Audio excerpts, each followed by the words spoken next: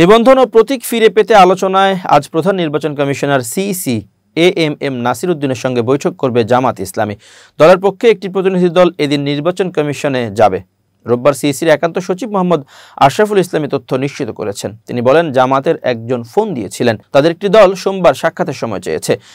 CEC সোমবার দুপুর 12টায় সময় দিয়েছেন, তারা 4-5 জন আসতে পারে। এর আগে রোববার সকালে জামাতের নিবন্ধন অবৈধ ঘোষণা করে 2013 সালের হাইকোর্টের দেওয়া রায়কে বাতিল করেন সুপ্রিম কোর্টের আপিল বিভাগ। এতে দলটির নিবন্ধন ফিরে পাওয়ার পথ খুলে যায়। সকালে রায়ের পর এক প্রতিক্রিয়ায় জামাতের আইনজীবী শিশির মনির আদালত প্রাঙ্গণে সাংবাদিকদের বলেন, আমরা মামলার শর্ট অর্ডার চেয়েছি, আশা করছি আগামীকালের মধ্যেই মামলার সংক্ষিপ্ত আদেশ হাতে পাবো। সংক্ষিপ্ত আদেশ আমরা ইলেকশন কমিশনের কাছে অ্যাপ্রোচ করব।